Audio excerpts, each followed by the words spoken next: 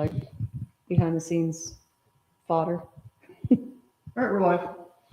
On the tubage. I think we are about ready to go. You guys got the intro ready to go?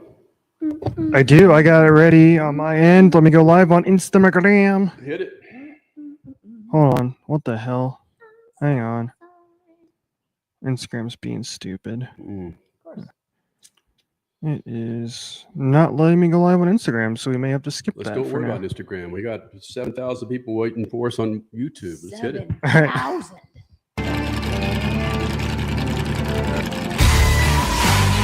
Live from the Lucas Oil Studios, it's Horsepower Hump Day because every NASCAR fan needs a push of the old bumper to get them over that hump. Stop. Oh, my God. Here's Kenny, Crash, Richie, and Cole. Let's get humping, boys. I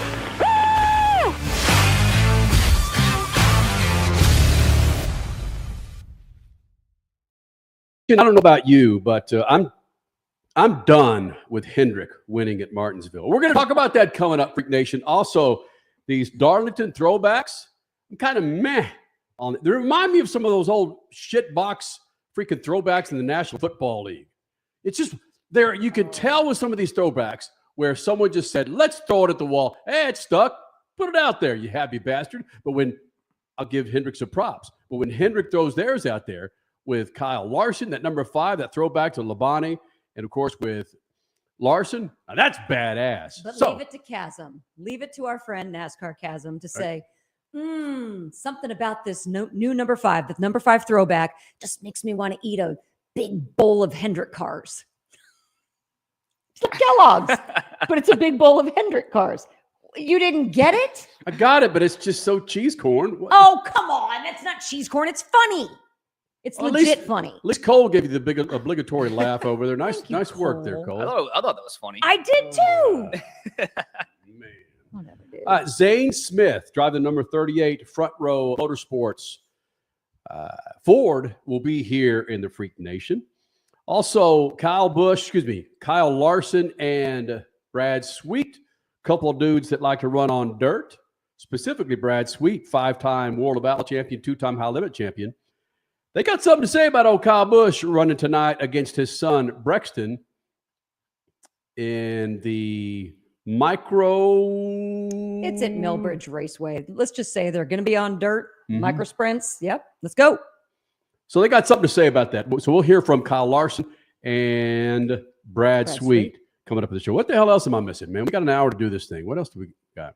You said Zane Smith. So that Previewing Martinsville. Who's going to unseat the Hendrick team? Cole Cusimano's back in the house after a big vomitrous weekend. That's right. How do you go 2 for like 8? How do you vomit like 2 out of the last 8 weekends to miss the show? I was just telling Crash this. I hate even admitting that I'm sick. I hate being sick. So I never am sick. So to have that happen twice here since being with SpeedFreaks is it's really embarrassing for me. But I think it's us. I really hope that that's done for because again, I don't like missing work at all. Right. And I don't like being sick. All right. Hey, how did Money Stop do over the weekend? The Money Stop, by the way. Excellent. We did excellent. So of the 12 drivers highlighted, we got the top 2 finishers. Right. Yes.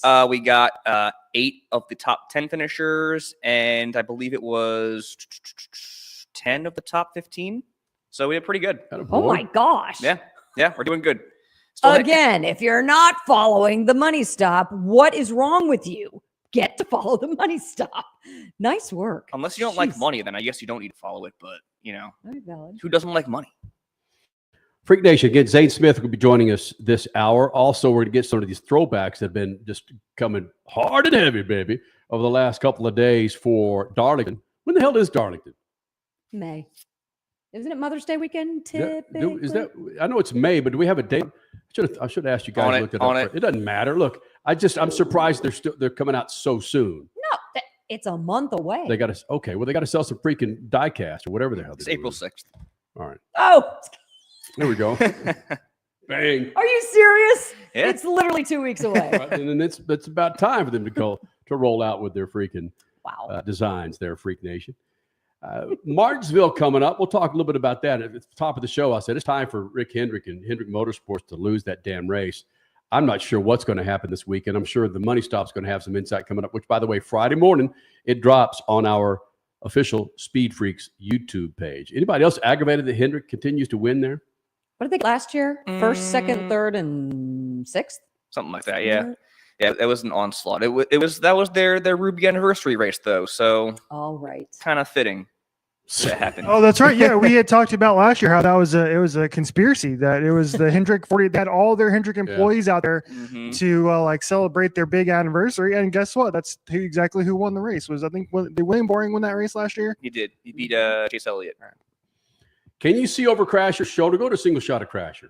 We're going to be keeping our eye on Martinsville for a couple of reasons. If you see over Crasher's this shoulder right back here, Oh, I got my thumb right. Kyle Busch will be flying the Lucas Oil colors once again at Martinsville, a track that surprisingly last year, Crasher, he worked his way up through the crowd and actually had a shot at the last 50 laps, was it? I don't know if I'd call it a shot. Hendrick just dominated. So nobody had anything for that team. But Kyle Busch was able to take a not so great car at Martinsville and pass more drivers than any other driver in the field that day. That's what it was. It was a very difficult race for him, but he converted some pretty cool moves, ended up mid-pack, but drove a hell of a day. It was just, we were not expecting the car, his drive, to be as good as it actually ended up being. You don't see it on paper, but what he was able to do in that crap car was great.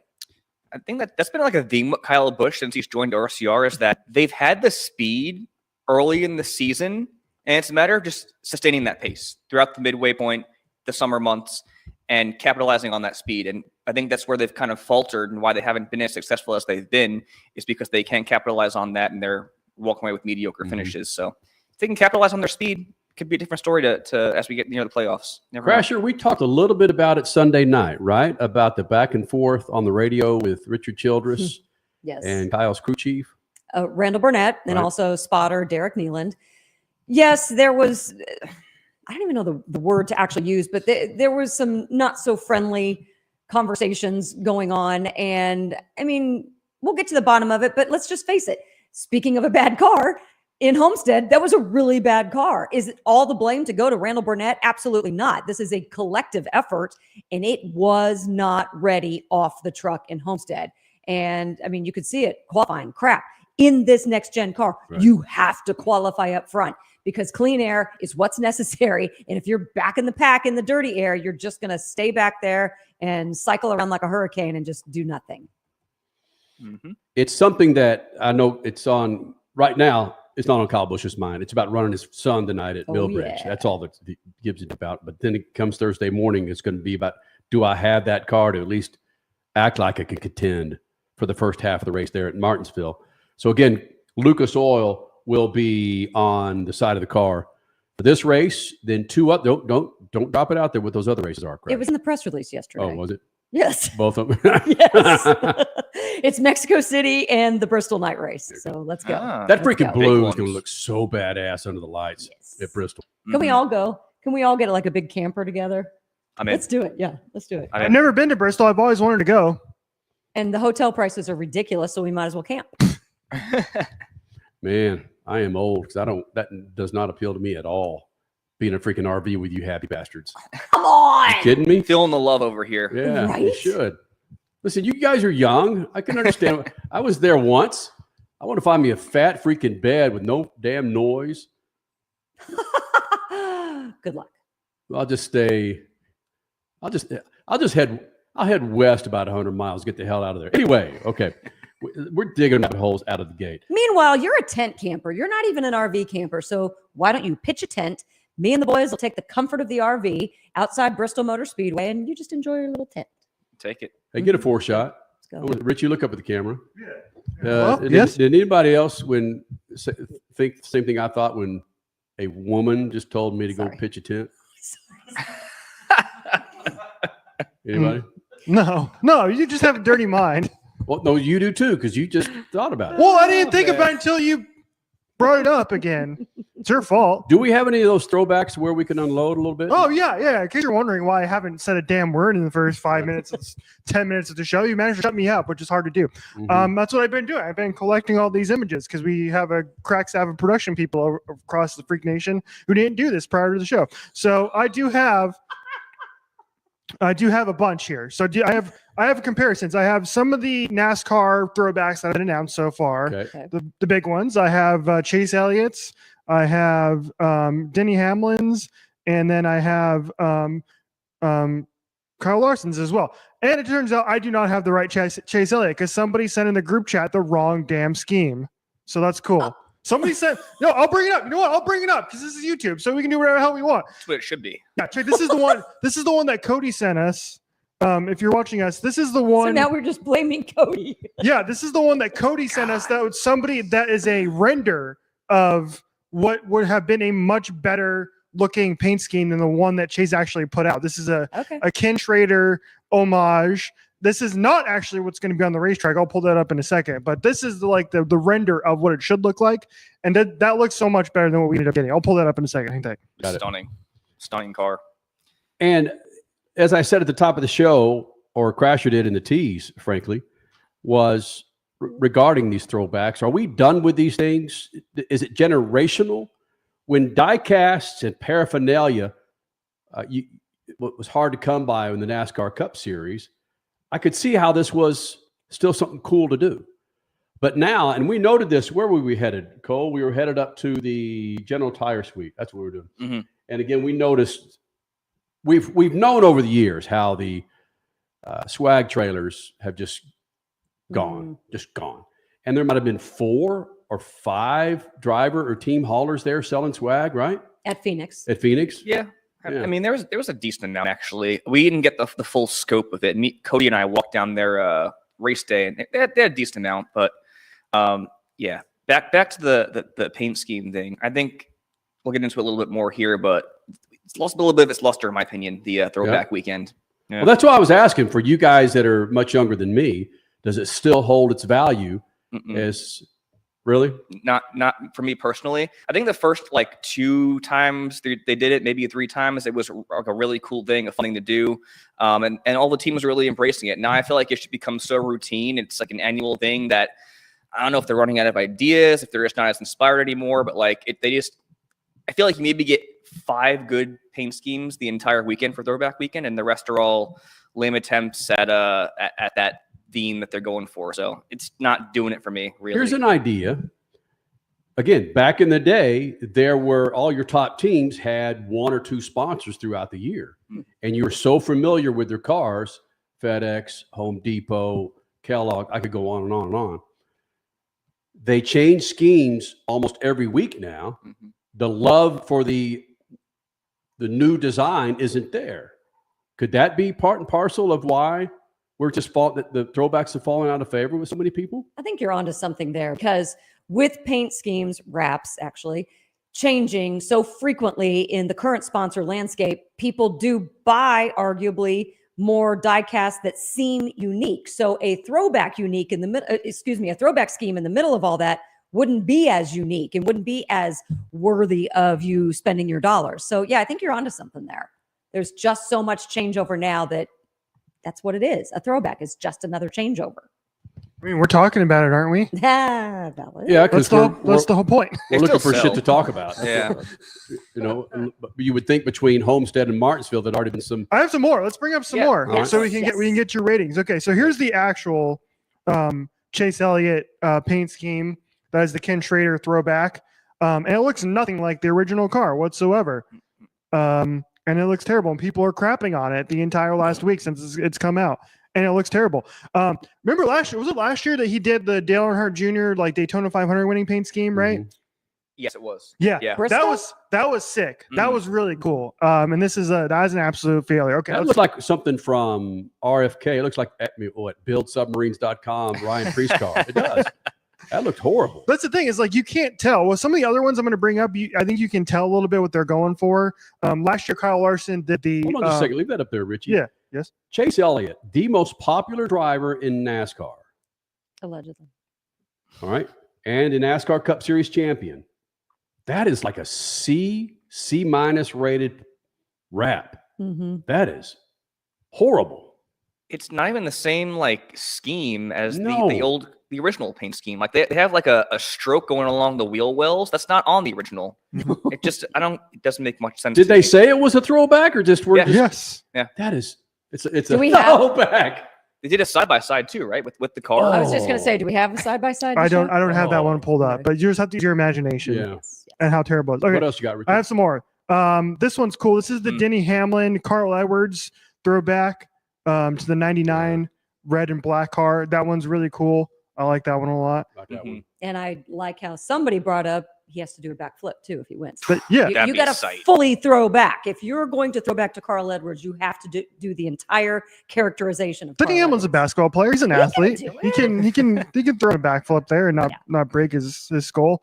And of course, I think my favorite is of course this one here. This is the Kyle Larson Terry Labonte homage, which was released on Wednesday, and this is cool. This is because the original Terry Labonte car here. I remember buying the old like Kellogg's Frosted Flakes boxes, and you could get Terry Labonte's paint schemes. Like they came in little like 164 diecast cars in the box. This is back when cereal companies weren't cheap, and when you bought cereal, you actually got cool stuff in the box. Yes. And so I used to have a bunch of like Terry Labonte paint schemes because I think it was his like last year or something in the Cup Series, and they like put out a bunch of different kind of like Terry Labonte paint schemes you can get in boxes, and that particular Kellogg scheme was one of them. So I had that still somewhere at my parents' house. I still have that little 1/64 scale Kellogg's Frosted Flakes Terry Labonte car that is now going to be driven by Kyle Larson. So Hold on a this second. year. Yeah. Okay, I've never been a cereal person, but oh my gosh, you actually got die casts Yeah. in the 164. middle of a cereal box. Yeah. That's marketing genius right there. I did not know that was a thing. Actually, And companies need to get back to that. Yeah, I may have gotten that wrong. It may not have come in the actual box. Actually, I think now that I'm remembering, this is actually kind of a fun little throwback for me. Throwback on a throwback. You had to like keep your like box tabs or like the little like course. QR QPC codes or whatever the hell they're called, and you had to send those in to like a specific address. And like to prove that you made the purchase, and after you purchased so many, then you sent it off, and then they sent you back the diecast in the mail. You had to It was cut out the cardboard Yeah. and send it in an envelope. Yeah, right? yeah. Snail. That's mail. what happened back then, and that's how I got my Terry Labonte diecast. So that's Richie, bring up hold on. If anybody under the age of 16, under the age of 20 is watching us right now, they're like, you had to do what? Mhm. Wait, what's mail? What? Richie, bring up that picture one more time which one do you want? of Labonte and Yeah. Larson. You talk about two dudes that are freaking uncomfortable with each other. Look at Labonte. Look at that.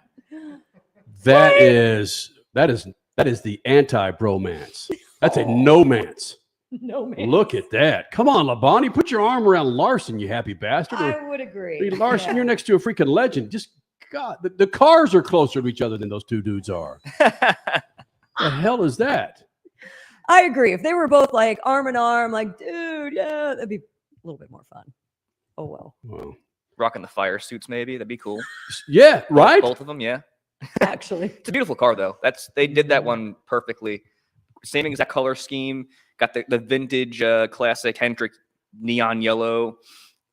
Even the trim. They have the side skirts painted that Yeah. same color like the Yeah. original. So great job. Kudos to them. Yeah, that's how you throw back. The other one that was cool was I don't have this picture pulled up, but the Wood Brothers put it out, I think, last week, and it was the throwback to the Indianapolis 500. Right. The green, there was the Jim green. Clark. It was the Jim Clark, and it was a green one. And Cole did not like it. And I sent this to Cole. I was so excited, Cole. I sent you the paint scheme. I was like, dude, this is just for you. It's a green paint scheme. And because Cole loves himself some green paint schemes. And he immediately like replied back, was like, no, this is dog shit. This is terrible. I don't like this.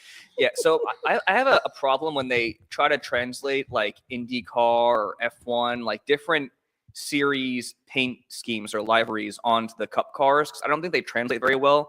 The only good example that they did in recent memory was this year in the 500 with Joey Logano. I forget who he threw it back to. I think it might have been Mario Andretti, actually, but they really don't translate well for me. I think it's just a different style. However, you know why they did that throwback, right? Because the Wood Brothers were the pit crew for Jim Clark's winning car that year. Oh yeah, no, of Okay, course. okay. I respect it. I don't like the way they translate from IndyCar to NASCAR. Got it. Yeah, Freaking. There it is. Yeah, look at that. Cool. Why don't you like that? Explain to me why don't you like that? That's cool. It has grown on me. I will say that. It's better than the ones that have like the writing, like the engine block size on the hood, and they're all like basic. But It's all right. The It's all circle right. number there, and that font, that's what makes that one, I believe. And Agreed. gives it the full throwback feel too. I think I said it in our group chat. That reminds me of those slot cars that I had back in the early 70s, that Yeah. color green. Army green? What color green is that? Right? You know what we called it? Is that army green? Huh? Forest green. Forest green. Damn it, I like New York Jets green. it. Oh. No. Damn it. Had to get that in there. Holy Yeah. smokes. Zane Smith coming up in moments, Freak Nation. Zane Smith, who grabbed him, what was he, 11th spot at Homestead Crasher? Yep. 9th at Phoenix, 11th at Homestead. He's Right. got some momentum this spring. I know Yes. you guys, when we were gone, you guys, I don't know if it was Hump Day or the Sunday night show, one of you guys said it's time for Ryan Priest to win. I think this is another guy that's right there on the cusp. We did. I Mhm. brought. Did I not? I mentioned him. Yeah. I He mentioned, said front row. Yeah. Front row's close. Yeah. Yeah. Zane specifically, yeah. I mentioned Zane Smith by Nice. name. Yes, I did. Mhm. congratulations. Over Gilliland. Well, I used the first name that came to mind for me Okay. because I think his Zane had to like come off a really good finish, and that's why he came to mind for me. Yep. 9th. All right, let's get into some Zane Smith. He was the first time here in the Freak Nation. I'll bring it up here, top of the interview. But when we first had him on, it was 7 years ago. Man, I went back and looked at the picture of him back in 2018. Man, the grown ass man now. So it's Zane Smith again hunting for his first win in the Cup Series. Second year in the Cup Series full time, running with Front Row Motorsports, running the number 38 Ford. Zane Smith joining us now. SpeedFreaks Pits, Lucas Oil Studios. When at the time it was the closest finish in ARCA Racing Series history at Talladega. Zane, what do you remember about that win? Is it just so far down the road you really have no recollection? I mean, you remember every single win pretty much of your career. I mean, I remember some stuff from when I was freaking 10, 12 years old, but yeah, and especially anytime you could win at Daytona or any of them places. But yeah, long time ago, a lot has changed, and I've learned a lot since then. So, still looking to add a Daytona 500 win to that list. That would be pretty cool to come on here a little after that, but yeah, maybe one day. Freak Nation running for Front Row Motorsports. Zane Smith joining us here in the Freak Nation, and listening to drivers that have come from the ARCA series and worked their way up from what a lot of us think the proper way, whatever the hell that means.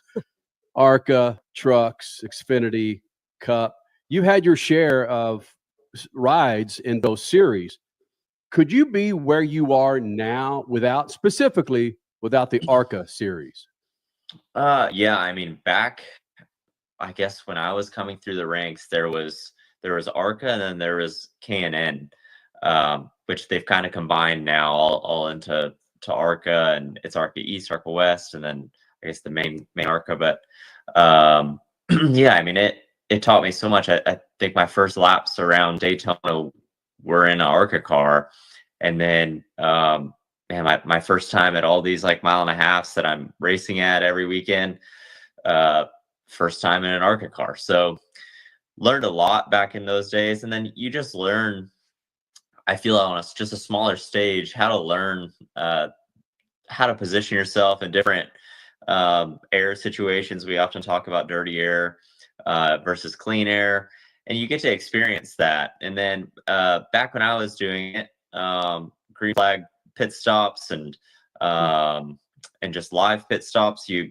get to experience that firsthand. And when you're at a young age, it's kind of a lot to take in, and you aren't so focused on like just trying to execute it the best you can, but just doing it. And then as you get through the ranks, it's like, all right, now I need to really hone in on executing this and doing a better job at it. And so it's kind of interesting, like look back and rewatch ARCA races like when I was younger. I'm like, oh my gosh, I wish I could have those back for what I know now. But everyone goes through that. So I often think back to like even when I had those limited Xfinity starts, because I went straight from ARCA to Xfinity.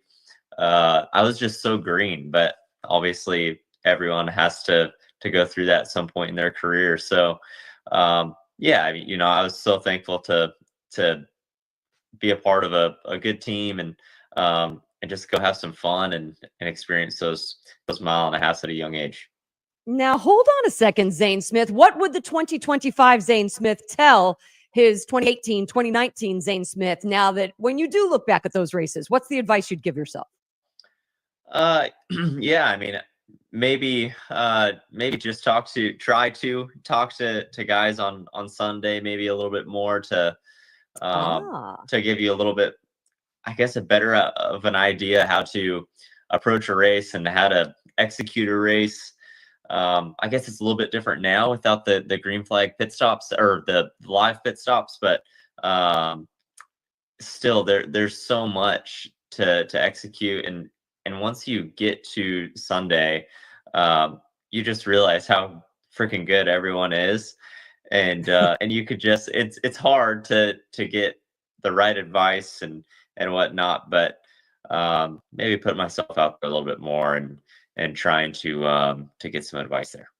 Okay, let's put yourself out there a little bit more. Let's toot your own horn because you should be very happy with the trajectory so far with 2025. Phoenix in 9th place, Homestead, I believe, in 11th. Things are moving in the right direction. To what do you attribute that to? Not just your own driving, but as a team. Yeah, I mean, I've had a lot of fun so far this year. Daytona, unfortunately, didn't go great for us, and I feel I'm paying some of that point penalty right now. And just how our season starts. It's Daytona, Atlanta, kind of two super speedways where obviously anything can happen, and then we go to a road course, and obviously a lot can happen there. And it was a reconfiguration of COTA, so a little bit different than what we've had. And then we first get to like a normal racetrack of Phoenix, and then we get to go to Vegas and Homestead. And I said at the beginning of the year, I'm like, I think after Martinsville to going into Darlington, you get to see where you really rank. And I've been impressed with the speed that we've been able to have. And for the most part, the cars I've been able to have for most weeks. Even if our stuff is a little bit off in practice, I've been really happy with the adjustments we've been able to make going into Sunday, and Homestead was the perfect example of that. I think we were 11th to 15th ish on lap averages, and which is not bad in Cup, but our speed was there. Just I wish my car drove a little bit better, and kind of just got to digest everything and go through a lot. And we went in a Sunday and my car was completely different. So, and I loved it. But yeah, I mean, there's going to be a lot of those situations throughout the year, just making the most of your practice sessions. Qualifying well is so important on Sunday. It completely changes your whole weekend. If you could stay on the lead lap and have a good first stage and make some positive adjustments, your weekends just end up being so much better. And so that's obviously easier said than done, but because there's so many variables, but we've been able to do that so far. So that's been great. You're right. There are so many variables within each individual team. There's also so many variables with this car. I feel like it's been a big topic of discussion throughout the end of last year into this year, the parity in Cup. It makes it so much more difficult, you guys, driver versus driver. But do you, as a driver, feel like that's good for the fan base of the support? Do you support parity at the top level? Yeah, I mean, Sunday is supposed to obviously be the hardest of hard level you could get to. And it is. Everyone is so dang good. If you look through the whole entire field, at some point in that person's career, they've won races, won championships, and that's how it's supposed to be. The cars are really hard to drive, which that's how it's supposed to be. I wish some packages were a little bit different to provide a little bit better racing for us to be able to make different moves and whatnot. Though I feel from like a mile and a half standpoint, it provides, and it's measured in thousandths of an inch. And this car is by far the easiest than any other thing that I've ever been around to miss the setup. it has to be perfect from a height standpoint. And all your adjustments have to be exactly what you want to be able to execute and make lap time. And not only make lap time, but once the race comes, clean air is so important in this car. This car relies on it so much. That's why qualifying is really important, to have some of that track position early in the race and be able to chip away at it. A lot of passing is done on pit road nowadays. So making sure that your pit crew is getting everything that they need out of you to execute a good pit stop. Pit stops are now under 10 seconds. And so everyone is just so dang important, and being able to execute a weekend it always has been important, but it is a little bit more nowadays, I would say. Zane Smith, again, joining us here in the Freak Nation, running for Front Row Motorsports. And Zane, you touched on how you would like to see some changes. And I go back to the comment from Kyle Busch a couple of races ago about how he thinks that there should be more driver input into not just some of the changes in the car, but into some of the rules, and leave the ties back in the executive suites and let some of the drivers and those that actually are behind the wheel and deal with the wheel in the car make some of these decisions. It sounds like you might be in that camp as well when you say you would like to see some changes made, at least towards some of these tracks that you're running. I do. And I I see both sides of it, because drivers are never going to be happy. That's something I have noticed in a lot of our driver meetings and whatnot, where we always want something different. It's never good enough. So it's super frustrating. But I think we all agree that, yeah, some things do need to be different. Do I know the answer to that? No. I think a softer tire, the soft tire that we ran at Phoenix, was great for the sport. I wish we had that tire everywhere. I don't know why we don't. I think adding more power is an easy answer. Though, like, going back to what I said, like, I don't know the nightmare for the manufacturers, if that is one, or if it's easy for them to do. I feel if it was just super easy, why haven't we done it already? Or what's holding NASCAR back from that? I don't know. But like I said, they also got to deal with, there's 40 drivers. There's a lot of different opinions. Most of the time, there's typically one opinion where we all agree. But there's always going to be kind of that group of guys that's, oh, I don't agree with that. And so it's super frustrating. And I try to put myself in NASCAR's shoes. And, if you try something and unfortunately, if it doesn't work, then you look like an idiot, and whatnot. So, yeah. And hey, I applaud them for at least trying some stuff. I just wish some stuff would stick a little bit more than, versus just trying one thing, going to the next, trying that. Like, let's try it. And if there's gains in it as an overall game, let's stick with it. You talk about trying to get all the drivers on the same page, agreeing on one thing. I think all the drivers agree, but I'm not going to put an answer in your mouth right now. Should Austin Cindric have been suspended with that move at Coda? Man, I don't want to. He's a fellow Ford, but yeah. Hey, I think going forward, just to clean up everything, is if there's any type of right hook, road course, short track, 1.5 miles, super speedway, 1 week off. And I think that just clears all that up. You heard it from Zane Smith. 1 week off. You right hook any damn driver out there, bam, you're gone for a week. I would think the majority of the drivers would agree with what Zane Smith said there. Without question. And we've heard that in no uncertain terms. We've heard that from many of the drivers already, that, yeah, wrong decision there. Where's Zane Smith picked to run this Sunday? Do we know yet? He is definitely on the outline. I made the outline before coming here today. Right. So he's one of our value picks, specifically because the SpeedFreaks mojo.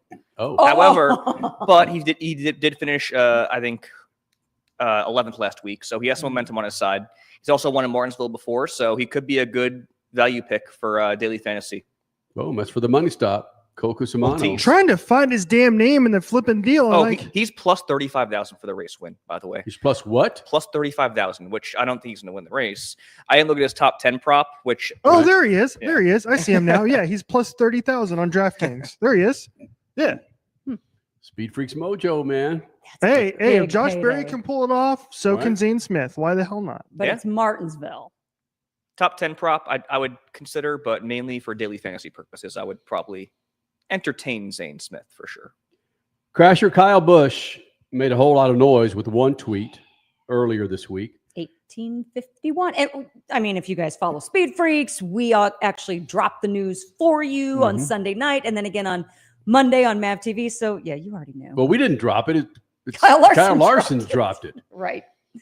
We And we aired- didn't really pick up on it because it Right. was moments after that happened that whenever the tweet came out, I'm not sure exactly when it was. No, but he tweeted before. Kyle Busch tweeted 1851 news tomorrow, something like that, before we went live on our national show Sunday night. However, as the interview was airing, we're like, oh wait. As our Kyle Larson Right. interview was airing, we're like, oh wait, this is exactly what Kyle Busch's announcement is tomorrow. Whoops! And this Kyle Larson interview that we had was from Phoenix, and we planned it for the Homestead weekend because we knew Kyle Larson was going to be a hot topic on the Homestead weekend. So none of this was supposed to come together the way Right. it did. I've already apologized to Kyle's social dude, whose name happens to be Lucas, and said it just kind of happened that way. Sorry.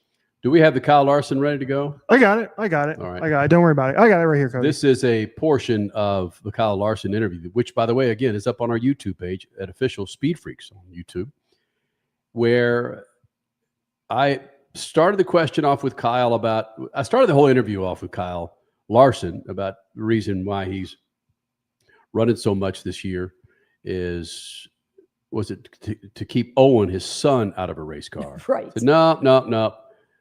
His wife will be handling a lot of the off weekends for Kyle Larson traveling with Owen.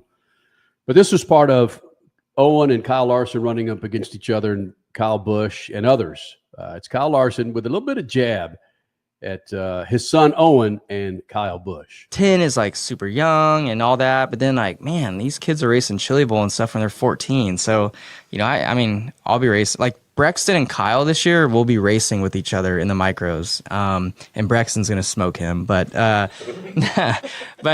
I mean, even for me, like I could be racing with Owen, this year or next year for sure. So, it's weird for sure, but, it's fun. It'll be fun to get out there with your kid, and like I feel like then they'll actually listen because I'll be smoking him, and he'll have to listen to me.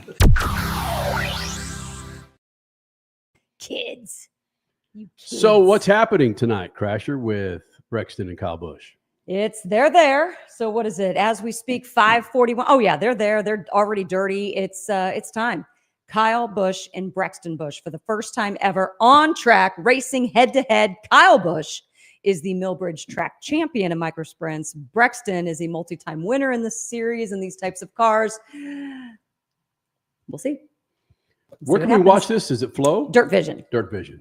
Dirt Vision coming up just in moments. Right. Yes. I Dirt put Vision's gonna have it out all. a poll on the Speed Freaks Twitter account. You can go vote right now. It's still up for another hour and 14 minutes before the race begins. So you can go vote. And I asked who is going to win the head-to-head, Brexton or Kyle.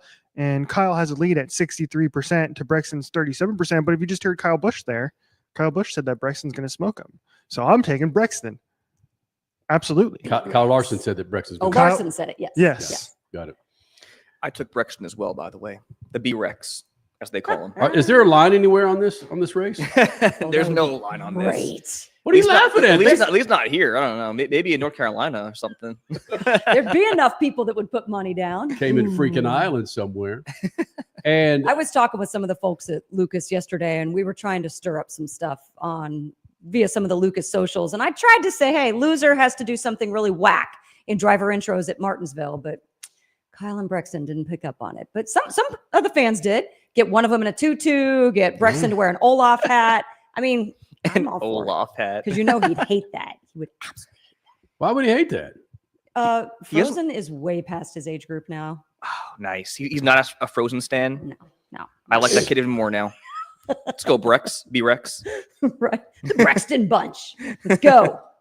You think about the father-son duos that have come up in sports. The latest that came to my mind, of course, was the NBA with Bronny and LeBron James.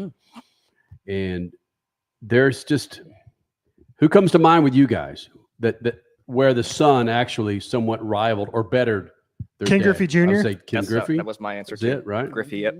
Mhm. Barry Bonds and Bobby Bonds.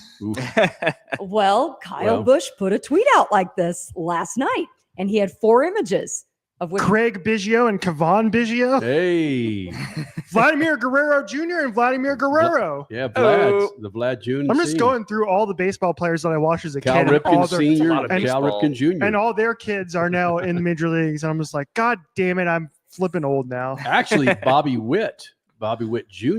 Yeah. Bobby Witt That's a good Jr. one. is a stud for Kansas City at this point. soon we'll be saying Archie Manning and Arch. Well, that's grandson though. Never mind. What about the National Football League? Anything come to mind?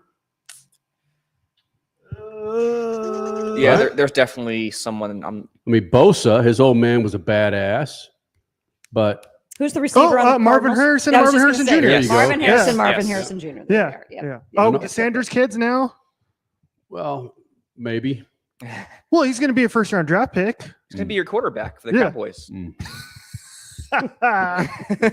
Man, we don't want to go there. So stick with Speed Freaks on Twitter and Instagram. We'll have the updates on Kyle Busch. Wait, and hold Brexton on. Busch. How did we not do Michael and Mario Andretti? Well, Shame on Nancy. us. Oh, yeah. Max and Jose. Yeah. Yos. Yos. What? Silent J. Yos? Yos. Bell and Bell, Oh, Justin. Oh, yeah. right? Dale and Dale. I was thinking outside Yeah. motorsports though. Right. Well, that's why I said that. Okay. Yeah. Nice job there. You're right, Dale. and Carlos Sainz Sr. and Carlos Sainz Jr. Kind of. Yeah. Yeah. Dale. PK and PK. What was Science Senior was rally in Formula One. Yeah, I got this. What are you PKing? What? Hey, all right. Martinsville coming up this weekend. The Money Stop, which again drops Friday mornings, 7 a.m. Eastern time on our official Speed Freaks YouTube page. Cole Cusimano, what's some insight you can give us for this race coming up? Well, you alluded to it earlier. HMS definitely has an upper hand at Martinsville, but it's also hard to overlook Ryan Blaney and Team Penske. Joey Logano has 11 straight top 10s at Martinsville currently. Ryan Blaney has finished top 10 in every single next-gen start. He's won 2 of the last 3 races there. So you're looking at the Hendrick Chevys and the Penske Fords as strong contenders for the win in the Cookout 400, in my opinion, which is, I know it's a big reach there, but if you're looking for somebody to dethrone Hendrick, Right. it's Blaney who's done it 2 of the last 3 times already. So What Toyota has a shot? I think I'm actually pretty impressed with what I saw from Denny Hamlin this past week at Homestead. Step in the right direction. We know his resume speaks for itself with his 5 wins there in his career. However, he's not one in the next gen there. I think also another guy that took a step in the right direction is going to be Chase Briscoe. Briscoe matched his season best finish of 4th at Homestead. He also has, I believe, 5 top 10s and 6 next gen starts there. Finished 4th for his career best there in the next gen as well. So he has a good shot as well, in my opinion. Does anything translate from the fall race? I don't think so. Yeah, I think like you look at those 2 races on paper and just the results and it's like 2 completely different races, in my opinion. Yep. You know, Which is wild. But because yeah. spring was all Hendrick, obviously, and then the fall was like it was a mix, a little bit of Hendrick, a lot of Penske, some Toyota in there as well. So it's just, you know, the playoffs are a whole different animal. Yep. And then Austin Dillon. Yes. Oh, Yes. Another Lucas boy. So again, Cole Cusimano and his brother Steven Cusimano, it drops every Friday morning, 7 p.m. Eastern on our official Speed Freaks page. And according to Cole Cusimano, he doesn't gamble. Does not gamble. Not on NASCAR. What do you gamble on? Hockey.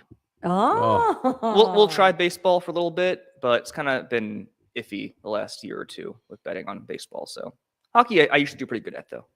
Can you see if you can find a line or work a line for Speed Freaks hockey team? Because we're kicking ass at the Ooh. Pineville Hockey League. We are. All That'd right. be sick. Maybe you could break that down on the Money Stop. Yeah, maybe. All right, Freak Nation, you be sure to follow us on Twitter, Instagram, the website is speedfreaks.tv, and of course on YouTube at official Speed Freaks. We dropped Alexis DeJoya's interview earlier today. NHRA Funny Car Badass. Great interview with her, some insight. Being the only female running funny cars in the NHRA right now. Crasher, any word on a potential open wheel driver joining us on Sunday night? Absolutely. You've seen him very vocal on social media this week, especially Wednesday today. Graham Rahal is going to join us Sunday night, and we are going to open things up. What can IndyCar as a series do to be better schedule-wise, and maybe with that little track out in the desert called? How come nobody watched that race crash? How come they got beat by an F1 race that was starting at 3 o'clock in the morning? Maybe because they couldn't watch it? We're going to talk to Graham. Oh, yeah. 21-minute blackout. We're going to talk to Graham about all of that. Graham is one of the most honest speakers in that series, and he doesn't hold back. So, yeah, here it goes. I think out of all those things, I know we're digging rabbit holes. We're trying to get the hell out of the show. The more impressive number for me in all of that was the NHRA, who got that close to IndyCar on FS1 versus Big Boy Fox. Yeah. Non-live, too. That's crazy, Not man. live. You already know the results of NHRA. It's all over social media, yet they got a high 600,000 number taped on cable. We got that outro ready to go, guys? Crazy. Oh, yeah. Here we go. All right. Somewhere. Where is it? Yeah. Speed Freaks every Sunday night. Freak Radio Network, live on YouTube. Then again, replays on MAV TV on Monday at 12 o'clock Eastern. For more information, go to speedfreaks.tv. Later.